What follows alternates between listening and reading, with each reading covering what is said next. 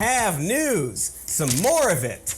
Disney's Marvel's Fox's The New Mutants is coming out in theaters, and boy are we excited to see the movie that started filming 3 years ago. Now in theaters, still planned to be released this August 28th in physical theaters. And I'm in washing other my hands, totally chat. not related news, the coronavirus might be a smidge airborne, as researchers have managed to detect the virus from aerosols collected up to 16 feet from COVID patients. It's not yet peer-reviewed, so don't freak out on your pets or whatever, but you know, something to be concerned about. But also, unrelated, two unrelated news stories. Also, there's an election in like a few months, which I guess is more important than the New Mutants, I guess. And maybe, just perhaps, we should try to help people not die while voting, but also vote.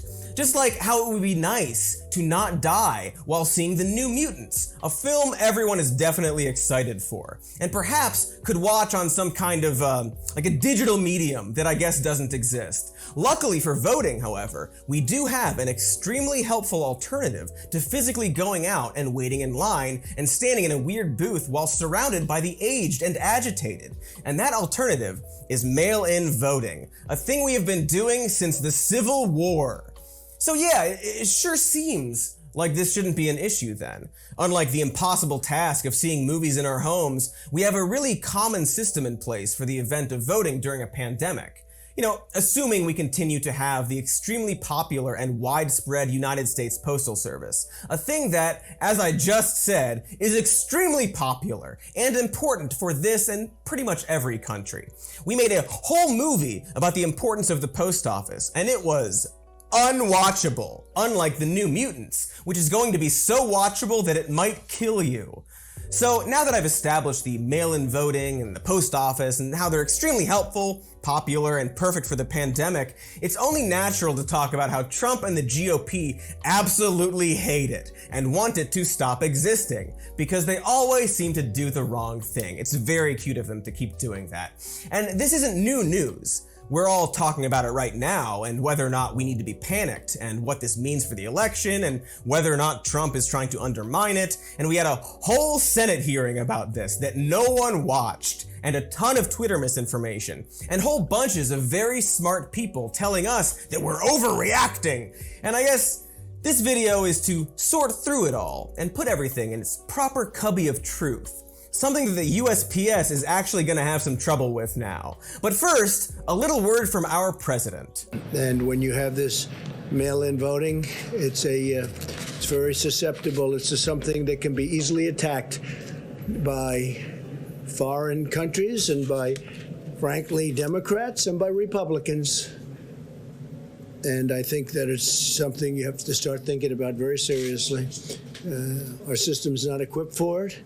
The post office is not equipped for it, and people should vote like they did in World War I and World War II. Oh yeah, let's vote like it's World War II, folks. We love that World War II voting, and a lot of other things from then too. Why can't America be like it was during World War II? When, by the way, a whole lot of overseas soldiers voted through the mail. So, what the f*** is he even talking about?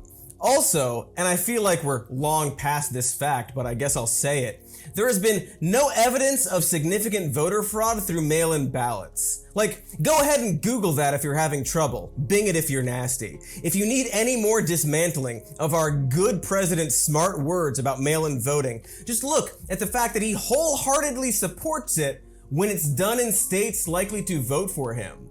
Because it turns out that voting by mail actually helps Republicans just as much as it can help Democrats, and it's a totally non-partisan solution. Like, who do you think benefits the most in a state like Florida, where old people would be able to mail in their ballots? It's so weird and transparent and desperate that I can't believe I have to talk about it. But I do. Because Trump is the president for some reason, and if he loses in November, he's going to blame the mail, like an old coot. And his loser supporters, who are losers whether or not he wins in November, but also they're more than welcome on the right side of history anytime, folks. But anyway, those losers will gobble it up like a hot turd pie. Even though the only thing hurting his chances of getting mail-in votes is him and his weird beef with it that seems to go against his own party, who is desperately trying to catch up with Democrats' push for this extremely easy voting option. It's going to be insufferable and might possibly cripple our country as this weird battle with mail-in voting greatly affects our US Postal Service, which, I don't know if you know this, isn't doing great right now and hasn't been doing great for a while, even though, again, wildly popular. And that's mostly what I want to talk about. Because while we're all very concerned about the obvious attacks by Trump on mail-in voting and how it relates to the USPS, it's not the only thing going on here. The survival of the post office isn't just extremely important to anyone who isn't a rich person, but oddly complicated as well, and spans decades of shitty decisions that happened long before the internet threatened mail delivery. Let's start at the top, with Postmaster General Louis DeJoy, a man who looks like he's definitely hiding some kind of monstrous kink, and that kink is probably f***ing over the post office. Not to shame or anything, but he looks super horny for ruining trusted American institutions. And despite having zero background in the Postal Service, he was appointed by our president just this year, but technically not by our president, but also sorta by him, and we'll get to that. This started mid-June, and exactly 1 month later began cutting costs, causing massive delays in delivery and also sparking accusations that the USPS was deliberately slowing down mail to give preferential treatment to Amazon, a company that, and this is real life, Louis DeJoy purchased stock options for right as he was appointed to his position. DeJoy and his wife also own assets in several other USPS competitors like the UPS trucking company JB Hunt, as well as the Postal Service contractor XPO Logistics. And like, are you even surprised? This has been the entire smash and grab we told you about with the Trump administration, where our very smart business president of deals hires other rich people to hold positions long enough to get even more rich and then bounce. And yes, if you're wondering, our pal Louis DeJoy is a top GOP fundraiser for Trump. Yay, who cares? Nothing matters. That's not true. That's not true. Something matters. And that something is nothing. Anyway, that company, XPO Logistics, the one whose name I just said before, they actually bought up a smaller company in 2014 called New Breed Logistics, of which DeJoy was the CEO. See, because he has a business background, a big boy degree in business administration that makes him super qualified to run the post office. And I guess like logistics helps, so there's like logistics for that. I don't know. Anyway, over at XPO Logistics and or New Breed Logistics, they believe in such wonderful job creating techniques as automation and $1.5 million settled in a sexual harassment lawsuit and paying $41 million in wage violations, and most importantly, miscarriages. As in 3 employees suffering miscarriages in their warehouse after having their doctor's note asking for lighter duties being ignored by supervisors. That's our guy in charge of the mail, who just reassigned and displaced 23 postal executives as a measure to, quote, realign the organization to provide greater focus on the core aspects of our business and to give us a better chance for future success. You know, our business, the post office. Excuse me. No, No. which has the primary No. goal No. to make money. No. No. No. No. No. Washing hands. Comes back 15 minutes later. No. No. If anything, I'm...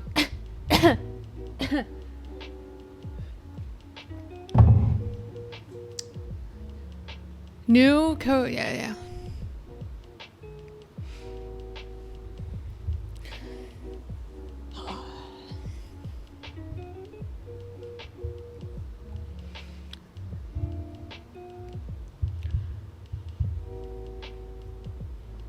It is, isn't it? It is a big mason jar. Huge.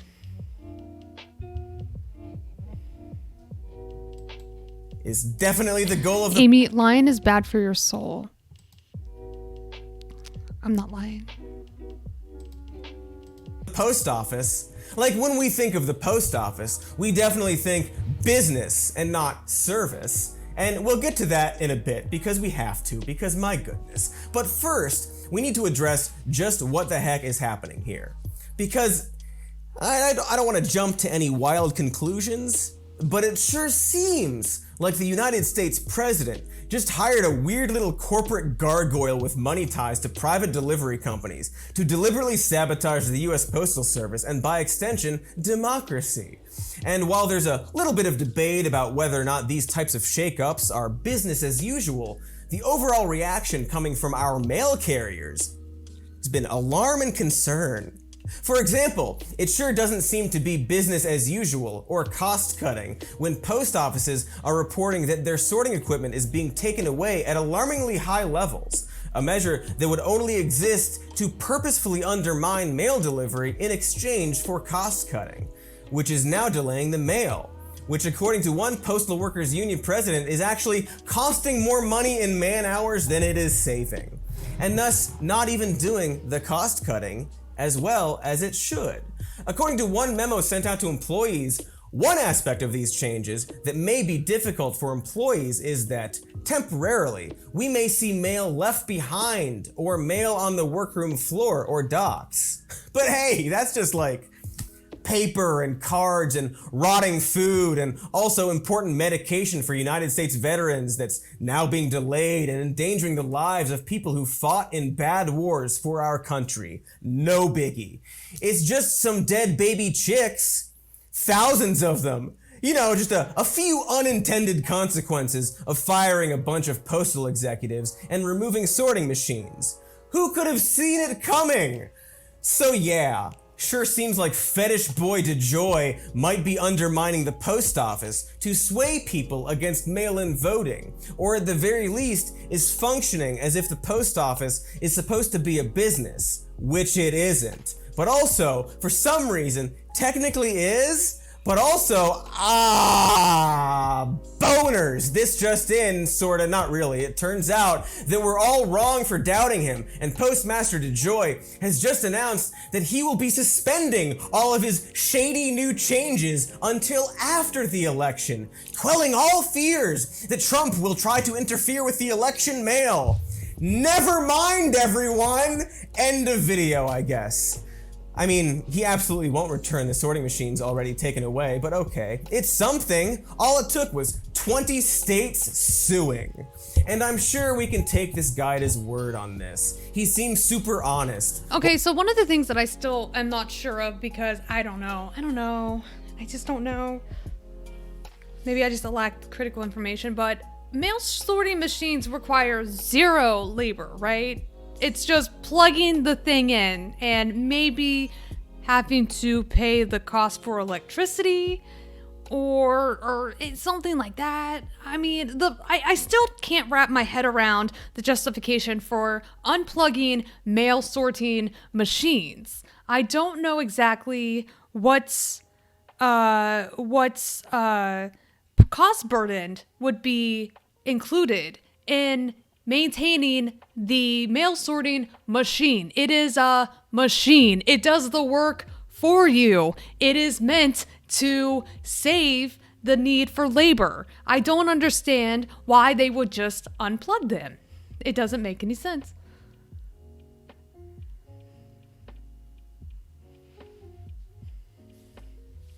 They count the ballots? I don't think that that's what the purpose of a mail sorting machine is at a post office.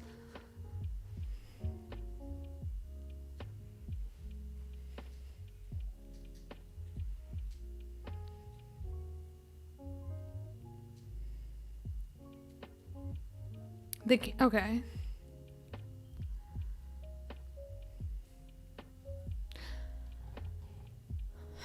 Yeah, the whole point is, I agree, Sunjockey. Getting rid of them seems to just make mail literally slower and worse. It makes it seem a lot like they want to justify privatizing mail by destroying it on every level. I think, if anything, it seems like a way to slow down the process of receiving the ballots on time more than anything else. No, mail sorting is a job.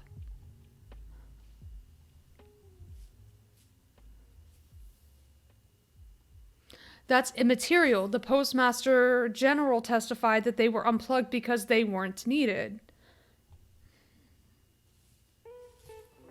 See, and that just goes to show that there's something fishy happening, because now more than ever, the mail sorting machines would be needed, especially whenever we see an uptick in the total number of mail-in ballots.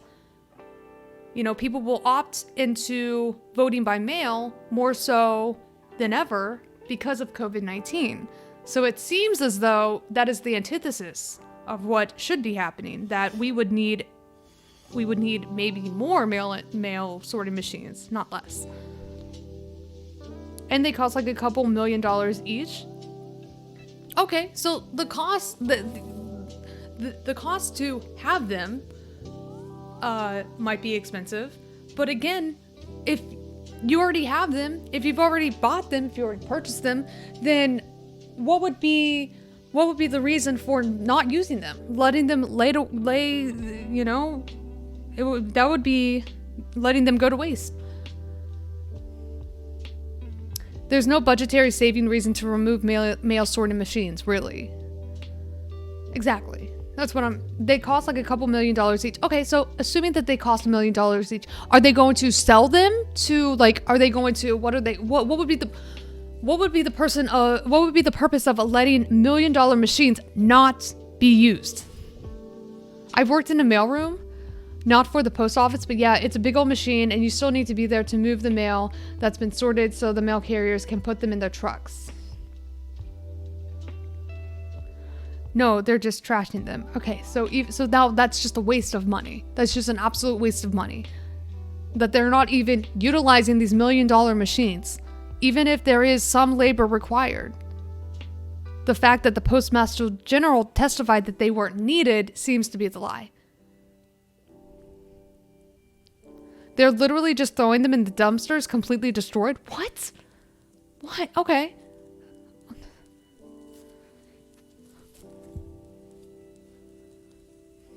So whenever we are seeing an absolute need to fund, this is insane. This is insane. So basically whenever we need more funding than ever, and we are defunding the USPS, we're also throwing away $1 million machines. Again, this makes no sense. This makes absolutely no sense.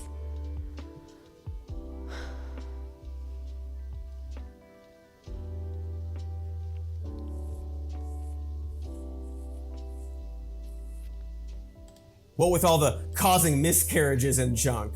Bye everyone! Enjoy the New Mutants! But heck, you know what? We got more to say about this. Because while this new story is going to be used by certain creeps to assure us we were all overreacting, something we'll touch on later, this actually goes beyond whatever dumb f***ery the president and his kinky postal boss is doing. After all, they aren't promising to stop gutting the USPS entirely, but to just wait until after November to keep doing it. And by doing it, I mean continuing to dismantle 10% of their sorting machines, a way higher amount than ever previously done, and also probably fire more people, and definitely increase service rates and slow down the mail more. And if not these specific ghouls, someone else is going to come around and try. You know, ghouls like the postmaster under Obama, who back in 2011 asked Congress for permission to lay off 120,000 employees, after having laid off 7,500 employees earlier in the year, and also tried to eliminate delivering directly to your mailbox altogether. All under Obama, who we love, and like, not to sound like an absolute asshole, but if we got these headlines from a certain other president, we would be very alarmed. But to be fairer, more balanced-er, that's because this certain other president has very vocally attacked the post office and mail-in voting, and enacted postal changes right before the election, and is also really, really bad. But my point here is that while we absolutely should be extremely f***ing concerned about what kind of goblin rat f***ery Trump is going to pull during this election, our country's recent history of the post office's decline is actually an entirely different breed of rat dating long before our current president, spanning across the aisle at times, all based on a very dumb expectation for how the post office functions. And if you need it summed up, here's a kinda long quote from that pervert DeJoy during the aforementioned Senate hearing. The legislation is that we deliver to 161 million addresses 6 days a week. I'm committed to that. I believe that's the strength of the Postal Service, and that we be self-sustaining. Those are the two pieces of legislation that I'm working towards. We are not self-sustained. We have a $10 billion shortfall, and we'll continue to have, over the next 10 years, we'll have a $245 billion shortfall. So we need to, and our management team and our board there is a path that we are planning, okay, with the help of some legislation, with some cost impacts, with some new revenue strategies, and that will help and some pricing freedom from the PRC. We believe we have a plan to do that. But one thing that's not in the plan is not doing anything after the election. It is an ambitious plan because we have $10 billion to bridge.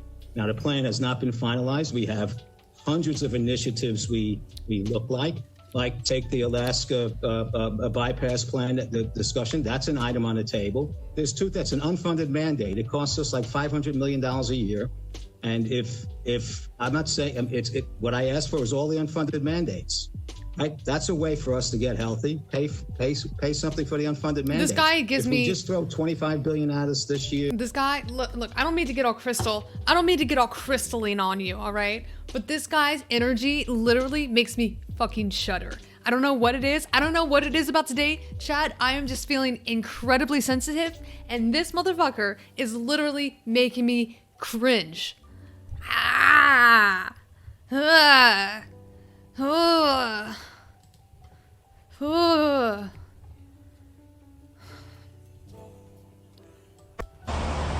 Everyone, Heather Walker with Wood TV. We are at the USPS Patterson location, where behind me you can see a graveyard of mail sorting pieces. They're just large pieces of machinery that have been yanked out. You can see some of the cords are just, there you go, they were just cut. In addition to that, there's also a dumpster right there. And according to an employee that works across the way, they tell me that dumpster has been filled 3 times since last week with parts and pieces of what we're being told are the mail sorting machines. We'll have more updates for you coming up tonight at 5 and 6 on Wood TV.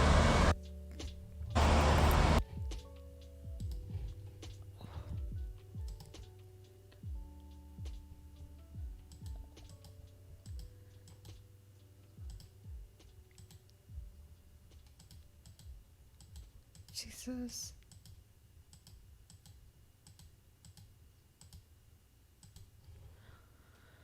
Oh.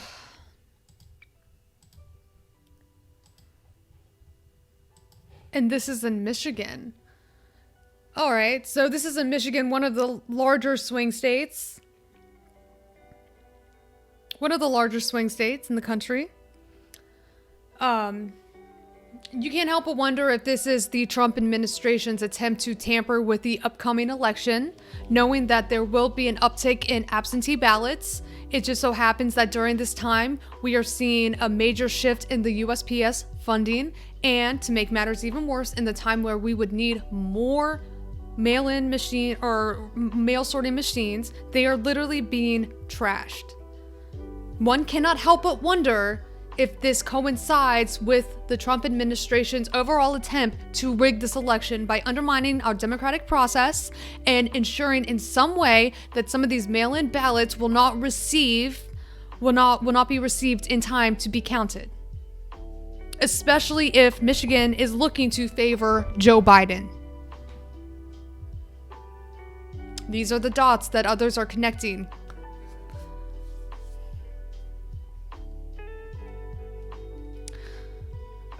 Vulnerable communities will be using mail-in ballots as COVID disproportionately affects minorities and poorer people, so yeah. vulnerable communities. Now we don't know for sure whether or not vulnerable communities will tend to favor the Democratic candidate or not. I think that you could maybe safely assume that in some cases, yes, that would be the case. Yes.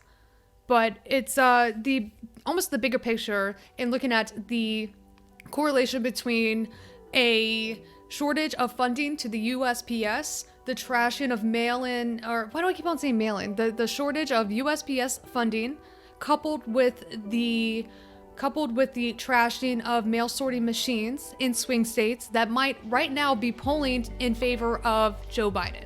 All right, these are the connections. These are the elements that are going into the consideration as to whether or not Trump and his team right now are trying to find a way to undermine the results of the election that would tip the scales into Joe Biden's favor. Okay? Would you want to react to Caitlyn Bennett, or is she too enraging? Oh my god.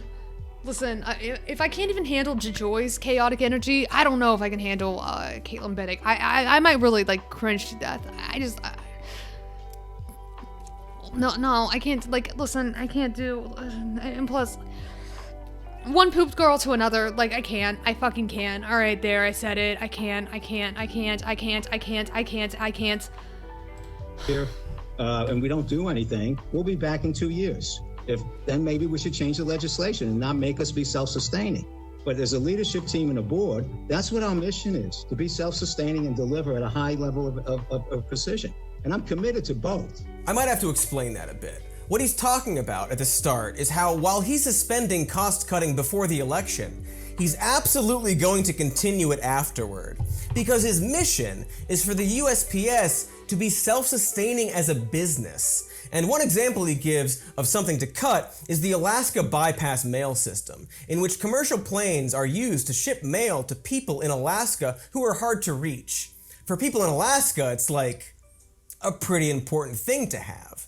And you can kind of hear in his perv voice this frustration as he explains that in order to remain afloat, he simply has to cut off some large chunks of the raft he is now the captain of. Because he's a business ghoul, you know? That's what they do. They ghoul around. And then he ends it all with this statement, which I'm going to play again. Then maybe we should change the legislation and not make us be self-sustaining. But as a leadership team and a board, that's what our mission is, to be self-sustaining and deliver at a high level of precision. And I'm committed to both. Then maybe we should change the legislation and not make us self-sustaining, he adds. And this is a pretty key moment in this hearing, mainly because it goes completely ignored for the rest of it. DeJoy is basically saying, look, unless you want to not make the USPS a self-sustaining business, but rather a branch of the government funded by taxpayers, then I have to treat it like a business and gut it. And he's not technically wrong. And then, I gotta stress this, it goes ignored because they don't actually want that to happen. And to DeJoy's credit, he seems genuinely bothered by the situation he's in, and actually defends aspects of the post office later on to our good friend Rand Paul. You know Rand. I think you could go further and instead of assessing people more of a postal charge if they live 20 miles down a dirt road, simply just have less frequent delivery. And I think that alone would be tolerable. They'd still have personal service, but it would be less frequent. And Isn't it great how members of the Republican Party who typically use rural constituents as their poker chip and try to tend to pander to them are also the first one that go onto the chopping block when it comes to who should be the most burdened by defunding the USPS. Oh, I know. Let's cut the amount of time that we spend delivering to these remote areas in the sticks and problem solved. And yet, you have people who still will support the Republican Party, even though they overtly and publicly tend to make decisions that hurt that community in particular. It does not matter because in the same breath, they'll say, oh yeah, and by the way, we are pro-gun, pro-life, and they're right back in the favor of the hillbillies who are, again, voting against their own self-interest because of their political ideologies. He's such a...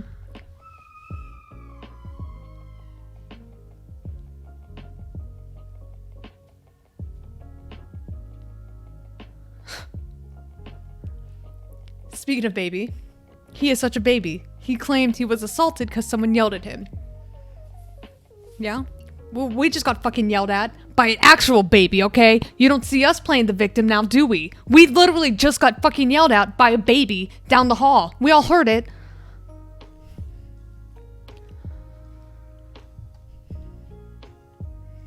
Why do you have Rand Paul in your house?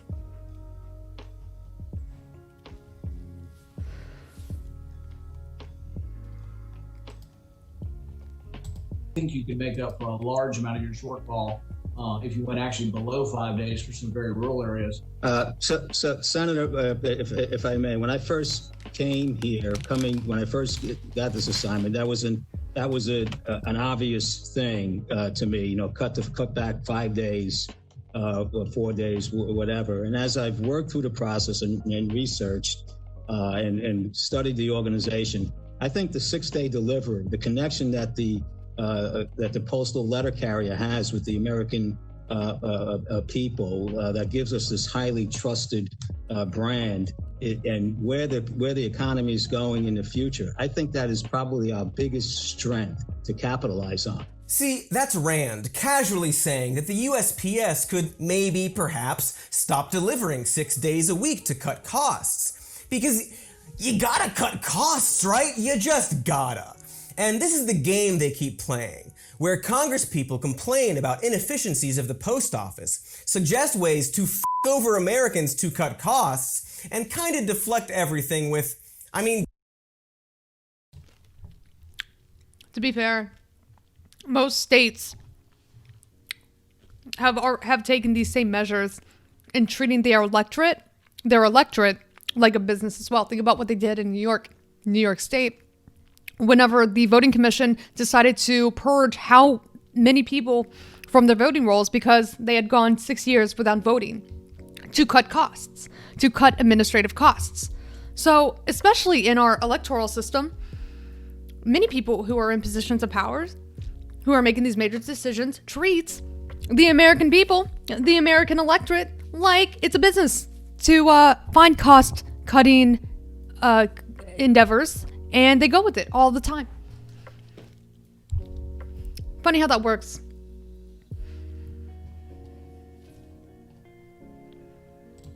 Gosh, it's not like we're gonna stop making you self-sustaining, so what other choice do we have? And they're gonna keep doing this until it's dead. And by the way, when I say complain about the post office, check this out. I have to admit that I have felt picked on, not by you, but by the Postal Service recently. And I was glad to hear your explanation that you're having some difficulty with people to deliver the mail in light of the pandemic. I don't think a lot of people understand that. I didn't understand that. But I know that we had a package that we were expecting that was being traced, and we paid extra to have it traced. And we know it sat in the DC post office for 11 days before it was delivered to us. I hope that you will take a look at the urban areas. We've been picked on in the rural areas for a long time, but we have some really efficient people out here that are dealing with long distances and doing it very well. But when I go to my post office in DC, I find that there's only one person working at the counter, and if the person that comes up to the counter needs a box to mail it in, the boxes are not out where people can actually get them. So the person behind the counter has to leave and go get a box. And when they bring the box back, it still has to be sealed and addressed. And they don't move them over to the side to see if they can wait on the next customer. Everybody waits at social distancing. I've been to the post office before during my lunch hour and found that the postal workers decided that was their lunch hour as well. No business lets their employees sit down and eat in front of customers during their lunch hour. U.S. Senator Mike Enzi, God bless his oily heart, actually used his time at the hearing to air personal complaints with specific post offices that bothered him, and how employees need to eat Hi, smartass. like a weird old bastard. And again, no one is suggesting a solution, just complaining that it doesn't work, while refusing to make the USPS not self-sustaining, while also encouraging cost-cutting that would continue to make the system work worse, until it's dead. Dead and buried.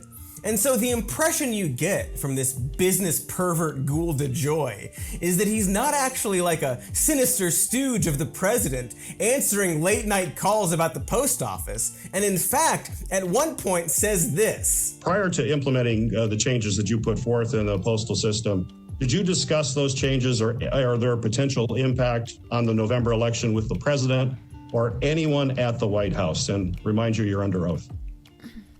I have never spoken to the Don't president. you love how they about have the to Postal remind Service other than to these ghouls that they're congratulate under me oath? when Like, I don't lie. accepted the position. Remember, don't lie. When you think about who Trump Answer as is, honestly as possible. you kinda believe that, right? Like, not only has he not talked to Trump about the election, but simply hasn't talked to Trump, like, at all. But then he's followed up with this. Did you speak or discuss any of these changes with Secretary Mnuchin? During the discussion and negotiating the note, I told him I'm working on a plan, but I never discussed the changes that I made. I just said I'm working on a plan for. And gosh, he seems a little more shifty about that one, doesn't he? Because while a lot of people on the internet are gonna totally own us by pointing out that DeJoy wasn't personally appointed by Trump and use that as a reason to tell us all to calm down, and perhaps point out that it was a bipartisan board of governors that hired this obvious pervert sicko, allegedly, DeJoy. See? He's not some stooge, not some lapdog of the president, even though he'd love that, the pervert. Or so I've been told. By myself, earlier, with zero evidence. But the detail they might skip over is that right before this sick monster DeJoy was hired, the board was stacked by Treasury Secretary Steven Mnuchin in order to push them to choose someone specific to Trump's liking. Someone who would look at the current situation at the USPS and do all the business ghoul stuff that would cut down their operation and be pushed around politically. And then one board member named John Barger, who happened to be a Republican donor, pushed for DeJoy in an effort that was outside of the usual selection process and described as highly irregular. So whether or not DeJoy is earnestly trying to help or insidiously bent on destroying democracy, he's there specifically because his efforts will continue to erode the mail, because the GOP and Trump wanted him to be there.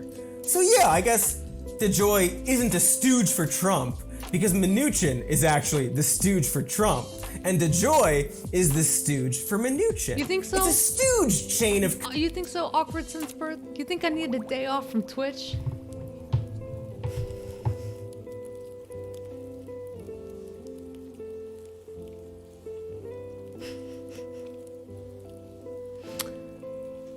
No?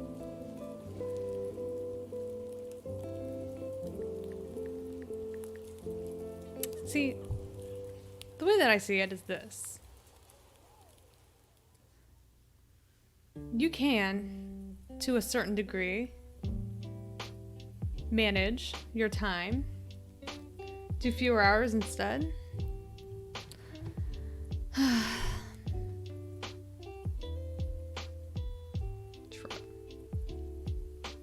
It's your birthday? Happy birthday, Love This Click.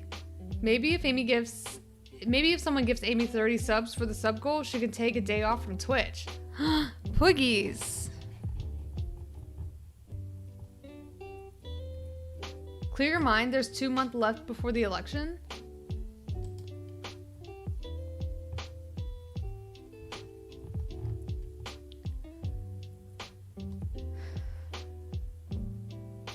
Twitch is a toxic relationship. You kind of need it for the monies, but we kind of treat you like shit. At least you admit that you kind of treat me like shit.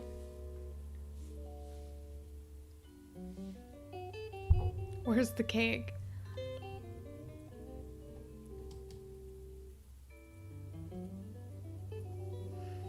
Ori fixed the sub goal so it reached 30 subs today? I mean, hey, if you're willing to admit that you treat me like shit, then we're making progress here, chat.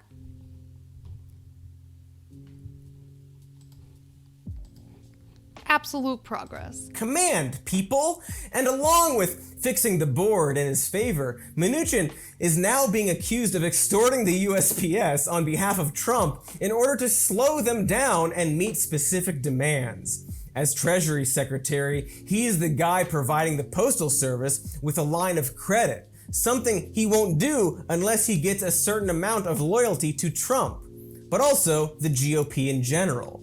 Because the GOP has been trying to ruin the post office long before Trump was even a gleam in Republicans' puffy old man eyes. And the motivations actually start getting a little more complicated and diverse when you take a closer look. It's kind of like that movie Smokin' Aces, the one everyone loves, where a bunch of assassins are all trying to kill Jeremy Piven. And everyone has like their own gimmick and reasoning to do it. Only in this case it's the post office, which is probably, when you really think about it, more important than the star of PCU, when you think about it. So let's start with what Trump wants, separate from his party. You know, besides stealing the election. While a lot of the GOP seem to be happy to turn mail and package delivery over to private companies, Trump might actually be sabotaging the mail not just because of the election, but specifically to get back at Amazon. If you're wondering how compromising the USPS would do that, well, ironically, it turns out that most major retailers and shipping companies use something called last mile delivery to deliver packages in rural areas. This is a service where the USPS finishes the delivery for the private companies. Because unlike the private companies that the GOP want to take over the mail, the USPS actually has the resources to deliver to everyone, regardless of their complexion and or level of being marginalized. In other words, you can't actually just let private companies deliver everyone's mail because, and I really can't stress this enough, the private companies only care about making money and not actually serving everyone. Something lawmakers would know if they dared to live somewhere that wasn't heavily gated. But anywho, before the hiring of DeJoy, Trump was actually pushing the previous Postmaster General to raise the fees charged for these last mile deliveries, most likely as a way to get back at Jeff Bezos. And while that sounds like Trump is trying to bolster the post office, he's actually withholding aid from them unless they do this, saying they need to raise their prices for packages by 4 times the current amount, a plan that the director of retail studies at Columbia University Business School called a, and Cody quotes, about as catastrophically stupid an idea that anyone could ever imagine. Because if they did raise their prices, it would most likely screw over small businesses and cause Amazon to simply extend their own delivery trucks, ultimately screwing over the post office as people would resort to cheaper private companies. In other words, Trump is applying the extent of his business savvy by strong-arming the post office into making a really stupid power play that would tank them, much like the result of any good Trump business. And it sounds like DeJoy is going to do that for him. You know, because of the extortion and all of that. So whether or not Trump is tanking the post office because of poor business knowledge, or because he's illogically afraid of mail-in ballots that might actually help his chances at being reelected, whichever reason, it's most certainly stupid. Because he's stupid and reckless and has no idea what he's doing. I think he does. In Smokin' Aces terms. Look, I mean, okay, so I think that Trump as a person has no idea what the fuck is going on. I think that Trump's team, I think the people who is working to get him reelected know exactly what they're doing. So yeah, Trump might not be very good at trying to keep his mask on, right? To keep his mask on because he obviously does not know how to maintain a charade. We do know that. His egomaniacal tendencies do tend to give himself away. The people around him know exactly what they're doing. DeJoy being one of them. Is this a right or a lefty channel? We are a bunch of stupid fucking leftists. Listen, if you want to know how to best describe me, it is this. I'm a sassy, filthy, nasty, liberal turned leftist. And I've kept the sassiness with me. But we are lefties over here. Queen, no. Absolutely not. So yeah, I think that if I were to self-describe myself, it would be I am a sassy lefty. I'm a Trump supporter. No, you're not. No gifted subs allowed. No, you're not. Get the fuck out of here. Amy, you are a closeted anarchist, but you refuse to admit it. Am I? I don't know about that. I don't know.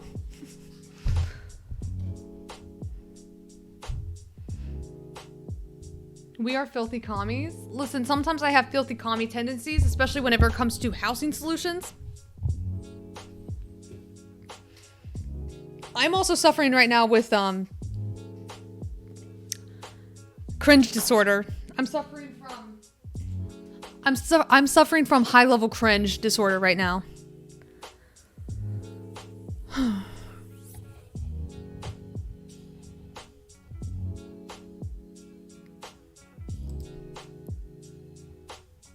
So, that's what's happening. That is 100% what is happening. Can we do a prime check? Hey, Pazzy? Thank you so much for subscribing for 6 months in a row. Hey, chat. We got us a wild one. Thank you, hey, Pazzy, for the 6 months. Poogies.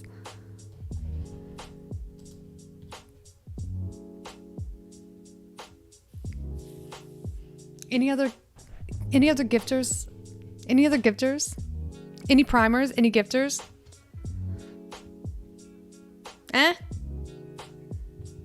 Okay. He's those redneck Nazis played by Blob and Captain Kirk. You know the ones. Because like all of us, you've definitely watched that movie recently and know the references. Ah, dang. This just in from weeks ago. They want $25 billion for the post office. Now they need that money in order to have the post office work so it can take all of these millions and millions of ballots. Now in the meantime, they aren't getting there. By the way, those are just 2 items. But if they don't get those 2 items, that means you can't have universal mail-in voting because they're not equipped to have it. Well, there you go. It turns out the specific stupid reason at the moment for sabotaging the post office is, in fact, to also sabotage the election and, by extension, democracy. Because of course that's the reason. Like, how weird is it that Trump not only is against mail-in voting, but also ballot drop boxes as well? What a weird coincidence that all the ways that help people vote easier are all bad and wrong, according to the GOP, who are also trying to stop these for absolutely fabricated reasons. Because not only have ballot drop boxes been used for years in certain states, but they're usually handled with extra security, under camera surveillance, collected daily by both Republican and Democratic representatives, and audited for signs of fraud to be extra sure. Anyway, the president sucks. He sucks and is wrong all of the time. We know this. But Trump is, in theory, a fleeting threat. I mean, unless the election goes, terribly wrong, but like what are the odds of that? Like what are the odds? Someone just imagine what the odds are of that. Like what are the Vegas odds of the Dems completely whiffing it, or of Trump finding a way to drag it out and sabotage the election? And like the Democrats will be like, they'll tweet something about how it's terrible and someone should do something about it. Like really imagine that. Really imagine the election. Anyway, it's quite important to talk about the larger, more organized effort to dismantle the Postal Service, one that is specifically coming from the GOP. For that, we have to go back to 2006, when the Republican-led Congress passed the Postal Accountability and Enhancement Act, which was then signed into law by Ellen confidant and known painter, and that's it, George W. Bush. Now, to be fair, and also balanced, the rise of electronic mail, or electro-Ms as we call them today, created a situation where there was less need for the post office and a steady decline began in the early 2000s. But to be even more fair, and even more balancer, and bold, and beautiful, and ready for love, this was only part of why the post office began to hemorrhage money. But to be the most fair, the fairest, and the king of balancedness, the establishment of post offices is like in the Constitution. And nowhere in that document, or like the logic of the world we live in, does it say that mail delivery has to make money. And it's weird that we would expect it to. And it wasn't always like this. It wasn't created as a money-making entity and was changed to one Don't way laugh later. too hard, think of the hiccups. The United States Post Office was founded during the Revolutionary War. Have you heard of it? And it was established as a way for businesses and people to communicate without the interference of the British, who we weren't too keen on at the time. It wasn't put in place as a bonus feature to America or a cool money-making scheme, but to empower the people in the face of tyranny. Kinda seems weird that people in power want to get rid of it when you think about it from a historical perspective, you know? Anyhoosers, back then the old PO was all the rage with the old-timies and kinda sorta helped establish America. A thing one could argue wasn't the best idea and led to the suffering of countless not white people, but still, we got the Grand Canyon and other junk, so that's pretty neat, I guess. The point here, though, is that it wasn't a partisan issue up until the early 1800s, when our very old and racist president's favorite other old and racist president, Andrew Jackson, used the postal system to withhold political material from his rivals. Specifically, abolitionist mailers, which his Postmaster General instructed Southern postmasters to withhold unless specifically requested. What a novel idea to use the mail system to maintain a system of racism from the current president's favorite guy. Super coincidence there. Side note, isn't it weird that Trump and cohorts will claim to be the party of Lincoln and also claim that the Southern strategy where the party switch doesn't exist, but also Andrew Jackson, a Democrat, is his favorite president? I don't know, kinda weird. Anyway, this Andrew Jackson politicizing and manipulating the post office so as to curb the movement to abolish slavery was intertwined with something called the spoils system, a practice created by Jackson where civil service jobs were awarded to the people who supported whatever party was in power. You know, cronyism. Totally not familiar are any of those words that I am saying, of course. Now, this wasn't the post office we know today, but rather the United States Post Office Department, a predecessor to the USPS and cabinet department that was paid for by the government to create before largely making a profit, not that it mattered if it made money. It was only until the postal strike of 1970 and our boy Richard Nixon, seen here in his official presidential portrait, did the United States Post Office Department turn into the United States Postal Service. This was via the Postal Reorganization Act of 1970, which transformed the department into a government-owned corporation expected to make a profit. A totally smart idea that certainly didn't create any future problems or weird misunderstandings about what the post office is. So while Jackson set up the wonders of abusing the mail, this was probably the most damning moment in the USPS history. This is that Jar Jar giving Palpatine emergency powers over the Senate, and then everyone just clapping because I guess that's how they vote in Star Wars. It's not a great film. Anyway, let's watch the whole clip of that, even though we don't actually need to. I'm watching.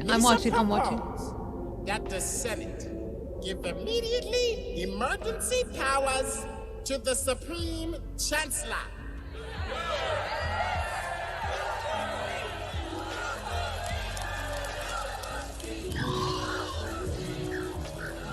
f***ing nonsense. So going into 2006, just a year after a young Darth Vader shouted, "But from my point of view, the Jedi are evil," and we were in a situation where the post office, now recognized as a corporation for some reason, was naturally on a decline, but still extremely important.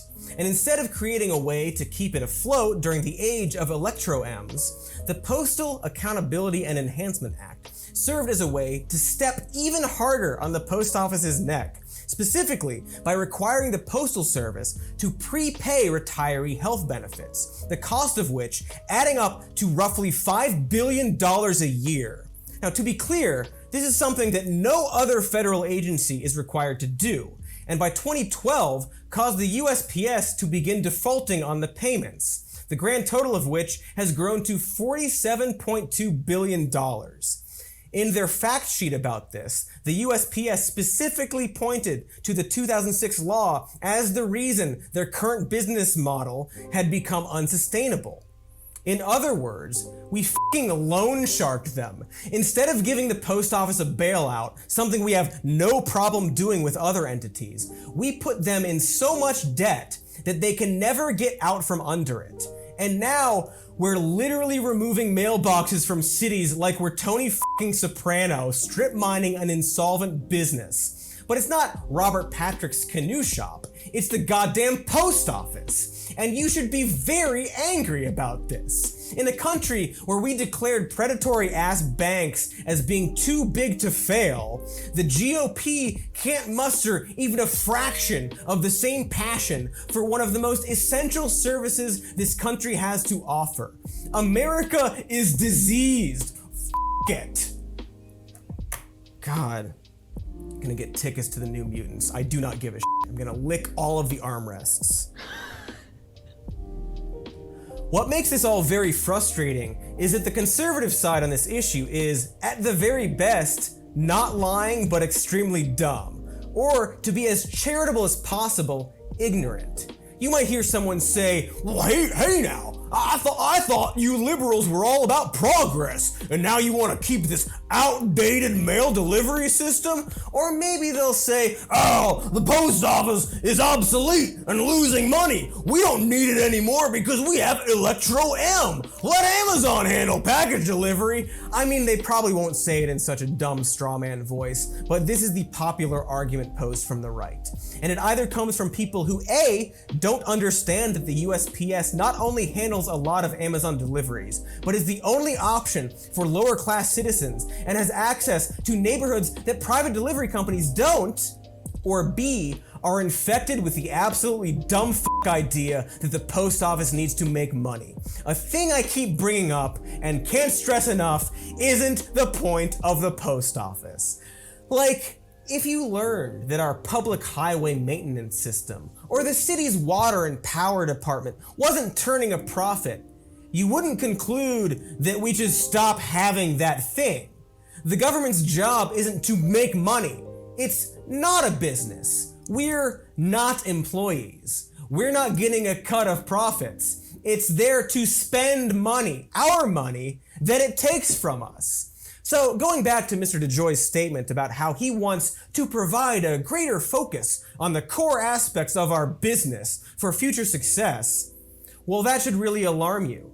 Because while it seems like he fundamentally doesn't understand the purpose of his job, the GOP has been slowly transforming the Postal Service into a business for quite some time now. Because that's how they want it to be, even though that's not what it exists for.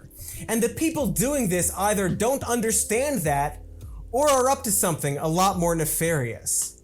It means that they are in a position of power and wealth and do not value the basic needs of their citizens because those aren't the same needs as theirs. And in the worst case, they're actively undermining those needs in an effort to maintain their power and continue to keep the most helpless people in a perpetual state of struggle.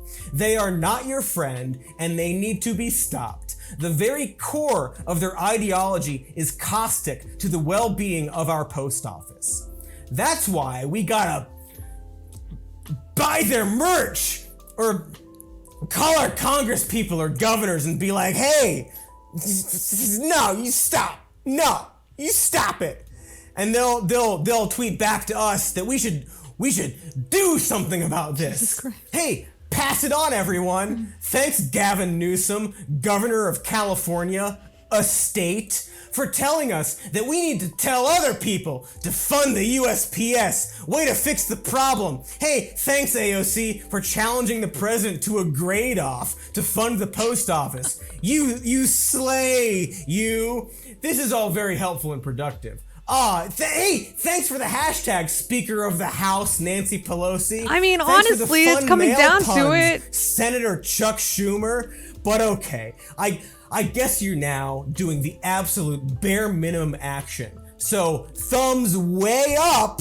And for people wondering, like, what do you want them to do about it? I don't know. Why not actually subpoena DeJoy instead of just requesting him to testify with stern tweets worded like the joke section of didn't AOC say that she would subpoena, or she was requesting a subpoena if DeJoy did not comply to the inquiries made during the congressional hearing? I'm pretty sure AOC did call to subpoena DeJoy. USPS coloring book and subpoena the president, perhaps, maybe. And like, if he rejects the subpoenas, which he will, arrest him. Something Congress can do, but just hasn't done for a century, and maybe should perhaps bring back. Or not, because apparently executive privilege might veto that.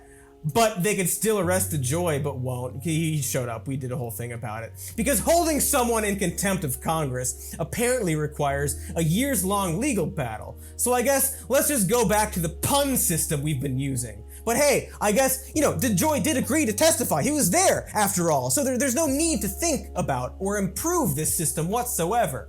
Feeling super empowered right now. Look, the terrible truth here is that things might have to get worse before they get better. Hopefully without society crumbling so hard that we all gain a new appreciation for the post office, but frankly, that's not off the table. Like that film none of us watched. There's a lot of stuff we need to do to fix this, including but not limited to completely changing the way this country thinks about the post office, and also capitalism. For example, during the Great Depression, we realized that maybe we should perhaps not trust banks. And so as a response to this, the United States introduced the U.S. Postal Savings System. It was a system designed to provide banking for immigrants and folks in the lower classes, but actually having post offices double as banks. Once World War II ended, banks became able to compete with the postal savings interest rates, and the service was quickly reversed. And maybe it shouldn't have been. Along with providing interesting chat. Interesting that this was introduced way back when, after WW2. This notion that we could tack on banking services to the existing USPS model, right? But what happened? What happened? Never came to fruition. I wonder why. I wonder why we would leave banking services to the private sector. Let's just make everything a bank. No, that's not necessarily the point. It was to create a public banking service, right? That would be as universal and accessible as the postal service. That's what that is. And be fully government operated. And bills and greeting cards and the goddamn Amazon packages. The USPS is one of the only institutions that is available to otherwise isolated parts of the country. And using these already embedded post offices. Representative Alexandria Ocasio-Cortez urged Representative Maloney to issue a subpoena if DeJoy doesn't turn over his personal calendars since he took on the top USPS job. Yep, that's it. As a banking service would provide much needed support for otherwise underserved and lower class communities, often communities of color, communities where banks have been replaced with predatory lenders designed to keep them in a state of dependency and poverty. In a country where 28% of the people don't have bank accounts, where American debt is expected to exceed $80 billion, all of which go to banks, the idea of creating a federal banking system within the post office wouldn't just save the mail. and makes like a lot of sense, or at the very least is something worth talking about, and something that a few politicians have been pushing for. Doesn't it just click in your head as a very obvious solution to a lot of problems, specifically hurting the lower class? The institutions are in place. It's an extremely practical solution to both the waning of the post office and a lack of access to banks in places like Appalachia, or any low-income neighborhood, or just any place anywhere, because that's where post offices are. Unlike banks. Let's put a bank in every post office, because it's a wacky idea. Wowee, Ben, who looked at this extremely good idea and threw up his arms and very smartly was like, well, why don't we put mailboxes in banks and shoes on our heads? Geez, what a silly idea to bank in post offices. A thing that is literally done throughout the world, in many countries, but not ours. What a pie in the sky idea that France, Japan, and China all do at full service, but we don't for some dumb piss reason. Like, holy shit. I know this isn't a Ben Shapiro video, and we've done like, I don't know, 10 or 50 of those already. But this single tweet Ben made, completely ignorant of the historical context of postal banking or the fact that banks aren't available in a lot of areas, it sure makes me wonder why anyone would ever take him seriously as a political voice. Like, hey Ben, are you lying or just don't understand the conversation? Either way, maybe you should shut the ever-living f*** up. Right, Ben? You should shut the ever-living f*** up, Ben? That's what you're gonna do, right? Oh, shucks, he's still going. So Ben, the calm boy who uses facts to destroy our panic over the post office, very calm boy, points out that the US Post Office has been losing money for 14 straight years and still has enough liquidity. Honestly though, Ben Shapiro, like many other right-wingers, do have something that they use to their benefit, and that is lacking a soul, being cool as a cucumber, and just keeping any emotion out of their rational way of thinking about politics. Alright? That is what Ben Shapiro uses to at least maintain his composure during these heated arguments, something that a lot of left-wingers don't have to their advantage. They are driven by emotion. They are driven by the injustices that lead to pure suffering in most cases. Damn. What an advantage. Way to have the upper hand in your debates, in your rhetoric, whenever you don't have to be bothered by these pesky emotions, this empathy that creeps up in a lot of leftist rhetoric and language. Damn. But then again, facts don't care about your feelings. That's right. It resonates. It festers. Way to make other people feel ashamed for giving a motherfuck, Ben Shapiro.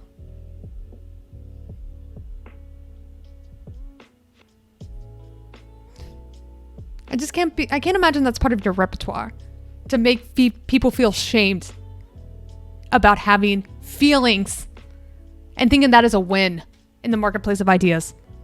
To operate halfway into 2021, and therefore, we should calm down with our conspiracy theories about Trump and the GOP trying to undermine the election and the Postal Service, and perhaps not look too hard into it. You know, like, calm down.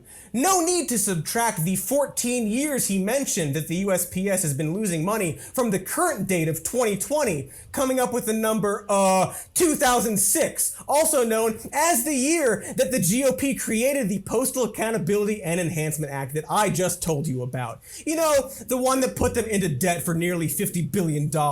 But Ben is too busy with facts to do things like math or think critically, or let's be honest, honestly, about how maybe it's still a big fucking deal that the post office will run out of operating money in less than a year from now. He's got other things to do, such as totally hand-waving any fears that the president and GOP are going after the election as a conspiracy theory. It's the left's QAnon, folks. Everyone calm down. You know, some of those photos of mailboxes being taken away or locked up are fake.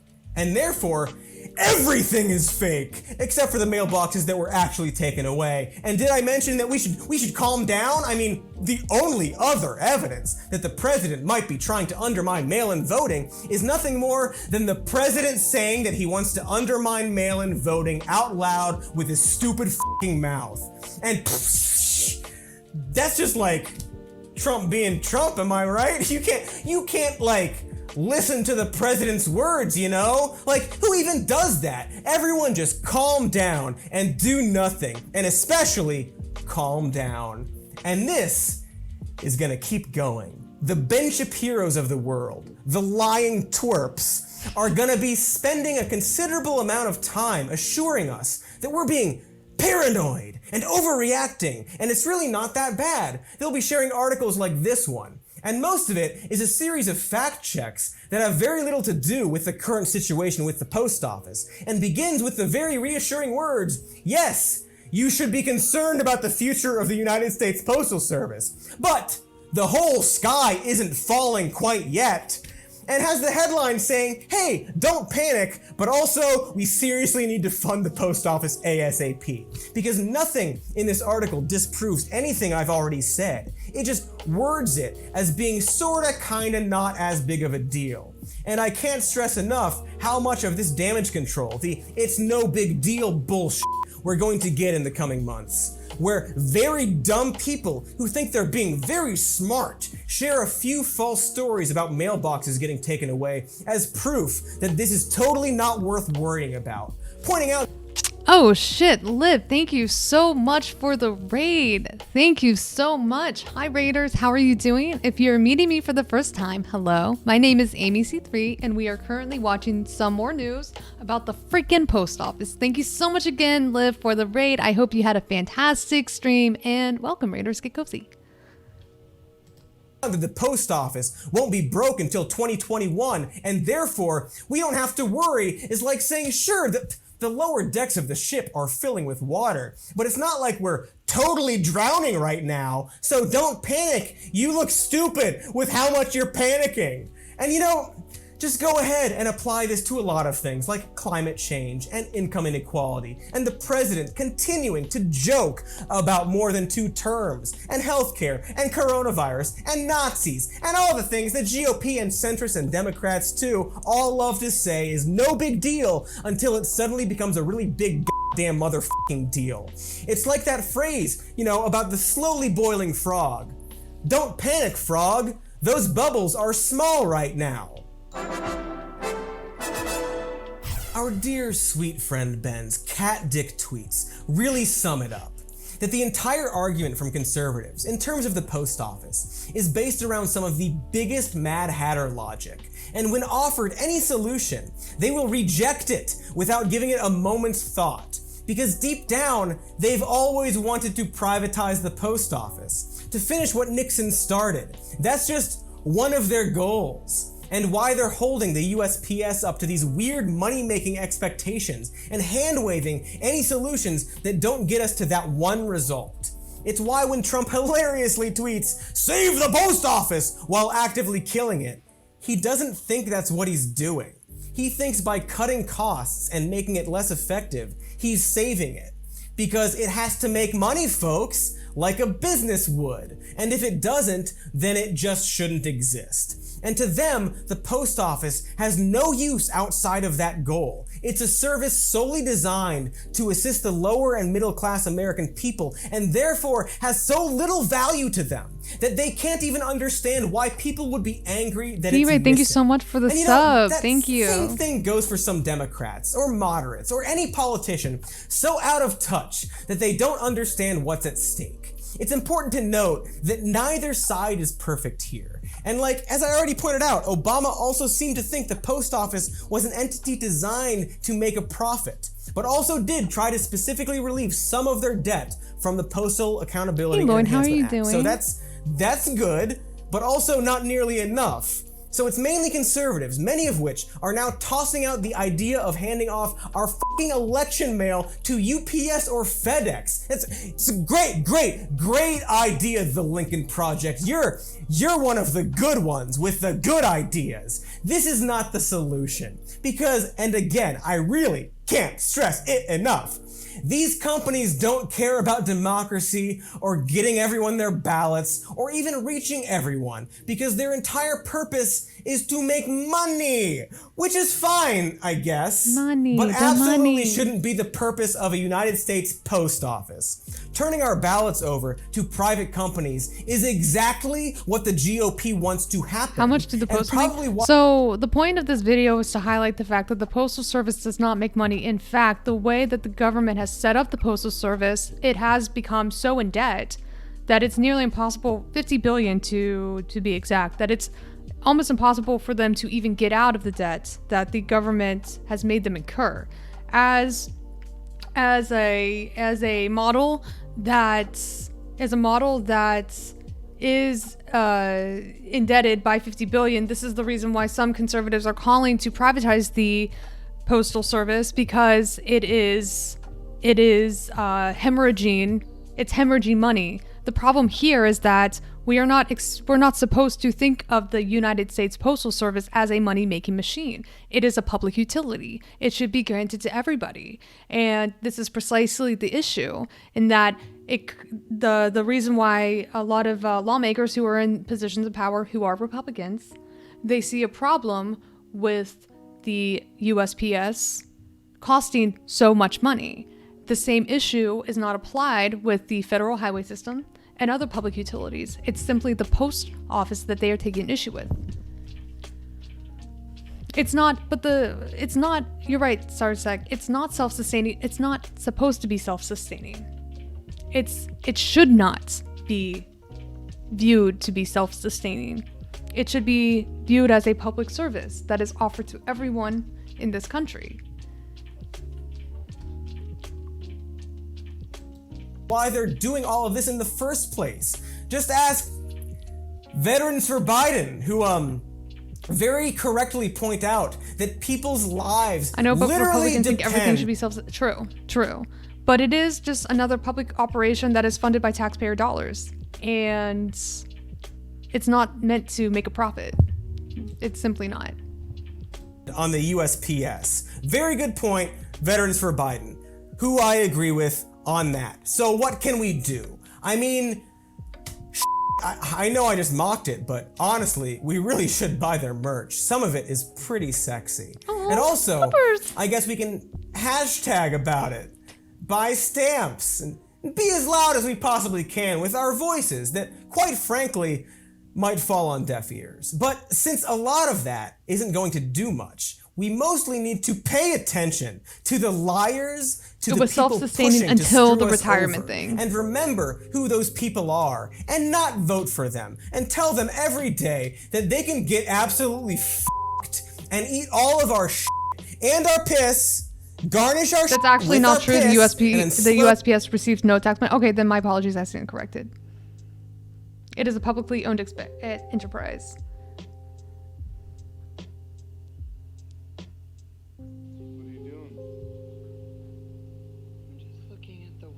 Slurp it up One of the from Tupperware, the old Tupperware, not the new good Tupperware. My bad. And never shut up about our support for the post office, and perhaps support bringing back a postal banking system and making the post office not a corporation again, because it f***ing isn't one. And we shouldn't be calm. We should continue to be very uncalm and vocal about our concerns and make videos for the internet about it, where we talk about how much bullshit it is, and also incorporate clips from Star Wars. Here's another one.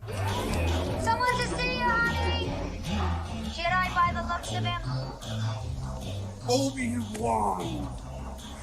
Hello, Dex. Absolutely horrifying and necessary. It like hurts the pacing of this video, but we did it anyway. So while a lot of these ghouls and people telling us to calm down will be Trumpists or Republicans, which are kind of the same thing, some of them won't be.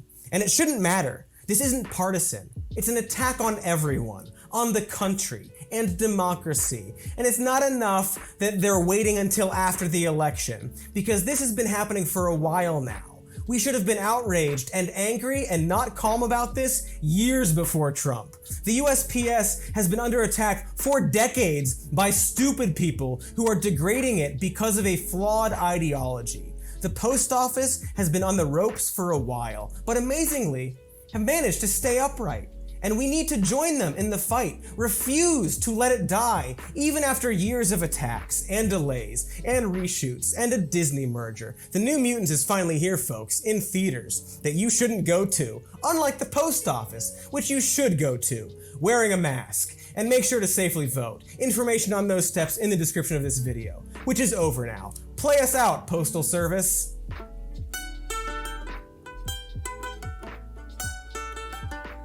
I've got a cupboard with cans of food, filtered water and pictures of you. I'm not coming out till this is all over. And I'm looking through the glass where the light bends at the cracks. And I'm screaming at the top of my lungs, pretending the echoes belong to someone. Beautiful. Someone I used to know. And we become silhouettes when our bodies finally go. Bum, bum, bum, bum. Bum, bum, bum, bum. To walk through the empty streets, feel something constant under my feet. But all the news reports recommended that I stay indoors. 'Cause the air outside will make our cells divide at an alarming rate, till our shells simply cannot hold all our insides in, and that's when we'll explode. Sounds like some Crywank. I've never seen the Postal Service, but I've seen Death Cab for Cutie. Same person. Same singer. And we become silhouettes when our bodies finally go. Cody Shoddy does kind of sound like the lead singer.